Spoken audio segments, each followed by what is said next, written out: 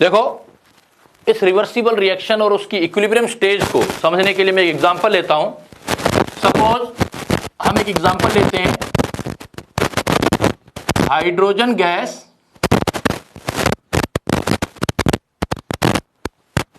I2 gas के साथ react करके और HI बनाती है, HI भी गैस बनाती है, और उसमें एक स्टेज पर इक्विलिब्रियम स्टेब्लिश होता है। ये कैसे स्टेब्लिश होगा ये भी बात बताऊंगा अभी मैं आपको। H2 और I2 रिएक्ट करके HI बनाती है, ये एक इक्विलिब्रियम रिएक्शन है। Suppose if you see here, you know iodine at room temperature is solid, but here I am writing gas. इसका मतलब ये टेम्परेचर काफी हाई टेम्परेचर पर हम रिएक्शन कर रहे हैं। तो हाई टेम्परेचर पर जब रिएक्शन होगी ये 500 डिग्री सेल्सियस से ऊपर, तो हाई टेम्परेचर पे जब रिएक्शन है तब हाइड्रोजन भी गैस है, आयोडीन भी गैस है और HI भी गैस है। ये रिएक्शन आपकी सपोज स्टार्ट कैसे हुई, देखो सपोज हम यहां पर क्या सोचते हैं, अब ये तो इक्विलिब्रियम बन गया है, अब हम स्टार्टिंग से सोचते हैं। सपोज मेरे पास इनिशियली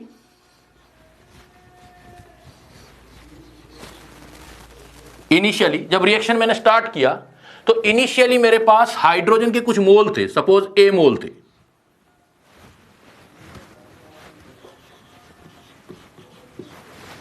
A मोल थे, और आयोडीन के B मोल थे। मतलब यहां से मैंने रिएक्शन स्टार्ट की, कुछ अमाउंट लिया हाइड्रोजन का और आयोडीन का और मिक्स कर दिया, और ये मिक्स जो मैंने किया, बिकॉज गैसेज है सारी, तो मैंने इसको एक क्लोज वेसल्स के अंदर मिक्स कर दिया। अभी मैं प्रैक्टिकली भी देखेंगे। तो सपोज मैंने ये एक क्लोज वेसल्स के अंदर ले लिया। तो जब हम स्टार्टिंग में देखेंगे बेटा, जब इनिशियली मैंने हाइड्रोजन के A मोल लिए, आयोडीन के B मोल लिए, तो स्टार्टिंग में मुझे पता है कि HI के कोई मोल नहीं होंगे, HI 0, प्रोडक्ट था ही नहीं। अब स्टार्टिंग से सोच रहे हैं उस रिएक्शन को। धीरे धीरे क्या हुआ कि H2 और I2 रिएक्ट करने लगे।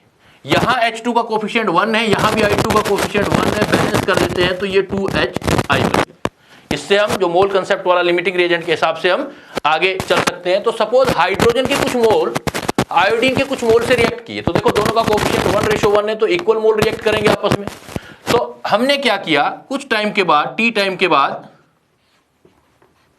A में से X मोल रिएक्ट करवा दी। माइनस का मतलब है मैंने कम कर दिया, X मोल हाइड्रोजन के कम हो गए, मतलब आयोडीन से रिएक्ट करने चलेगी। ये देखो यहां पर कोफिशिएंट 1 है तो 1x गया, तो I2 का भी 1x जाएगा, तो यहां भी B में से 1x चला गया। कोफिशिएंट है वो लगा सकते हो, चाहे लिखो चाहे नहीं लिखो 1 को, और इसका 1 कोफिशिएंट, इसका 1 कोफिशिएंट, इसका 2 कोफिशिएंट, तो इसमें से 1:1 रेशियो में गया, तो इसका वो डबल जो है वो बन गया। बनने का मतलब यहां प्लस लगा दिया, माइनस का मतलब खत्म होना और बनने का मतलब प्लस, तो यहां पर HI का 2x बन गया बेटा। सपोज एक T टाइम तक ये A-X B-X से 2x बन चुका है।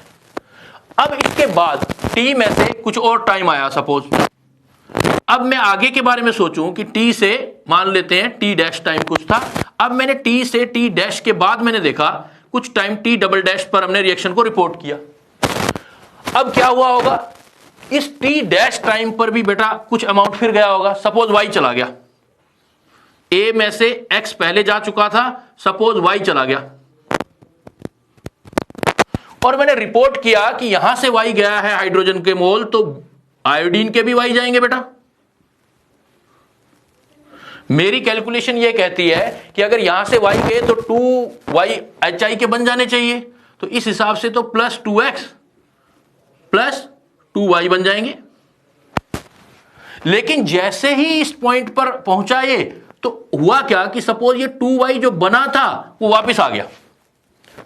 2y जैसे ही बना फिर माइनस हो गया, 2y माइनस हो गया, तो इधर आकर के वापस ये बनने लग गया, यानी कि रिएक्शन इधर के बाद वापस इधर चलने लगी। पहले इधर चल रही थी, 2x तक आती गई, 2x के बाद जितना भी अमाउंट आ रहा था वो वापस चला गया, तो वापस चला गया, तो नेट रिएक्शन क्या हुआ, देखो नेट रिएक्शन, तो नेट रिएक्शन जो X जाने के बाद जितना भी अमाउंट H2 और I2 का रिएक्ट करेगा HI में, उतना वापस आने लग जाएगा। मतलब HI जो बना है वो 2x तक बनेगा।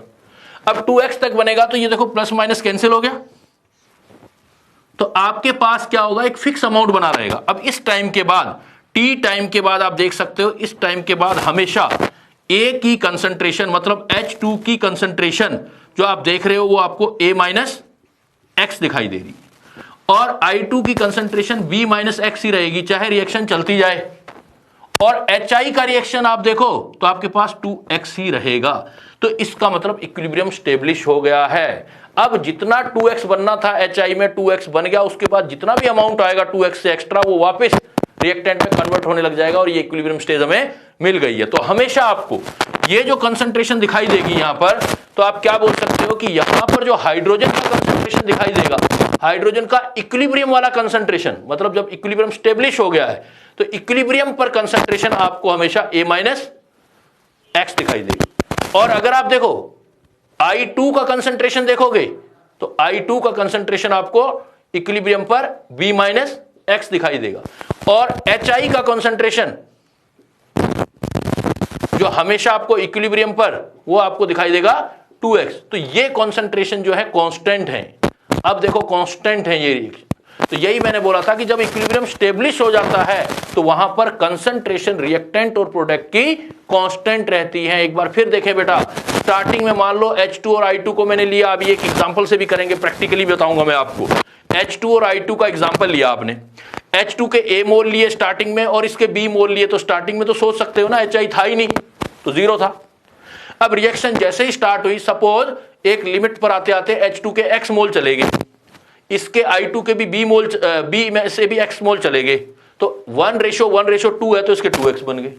और ऐसा कुछ हुआ, सपोज 2x के बाद जितना भी अमाउंट जा रहा है, जैसे y इसमें से गया, y इसमें से गया, 2y बना, लेकिन वो 2y माइनस कर दिया, देखो वापस मैंने इसमें से वापस माइनस होके रिएक्शन देखो वापस माइनस होके इधर चलने लगी। अब जितना भी एक्स्ट्रा आएगा वापस जाने लग गया, तो आता तो रहेगा लेकिन सेम रेट से वापस भी जाता रहेगा एक्स्ट्रा आने के बाद। तो यहां पर कंसंट्रेशन हमेशा अब A माइनस एक्स ही दिखेगी हाइड्रोजन की, B माइनस एक्स दिखेगी आपको आयोडीन की, और HI की 2x दिखेगी। इसका मतलब रेट अब रिएक्शन के इक्वल हो चुके हैं, और रेट इक्वल हो चुके हैं, और बाकी जितनी फिजिकल प्रॉपर्टी है वो आपकी जैसे कंसंट्रेशन है वो कांस्टेंट हो चुकी है।